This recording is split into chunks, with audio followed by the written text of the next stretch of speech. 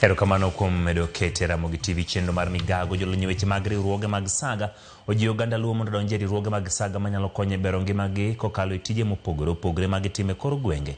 Jolony go wacho ni thoth oganda mowuok e counties ma Kaluo pod luoro donjo e saga ma ginyalo timo e kungo kod hola manyalo konyo e ting'o malo chenro mag ohala, pur, pith kod chenro mamoko ma gitimo e bero ngimagi. Jatije maduong' mar riwruog saga e kaunti ma Homa Bay mong'ere ni Fortitude Sacco Odhiambo Mugunda wacho ni yom pod nitie e piny luo e weche mag kungo kokalo e riwruoge mag saga manyalo konyo e bero ngima jopiny. Okweno jopiny mondo kik bed gi luoro e donjo e riwruoge mag saga kokoni nitiere joma osebedo gi dongruok kokalo e riwruoge go kendo miyo jopiny ok onego bed gi luoro mar donjo e riwruoge mag saga ma ginyalo kane mwandugi.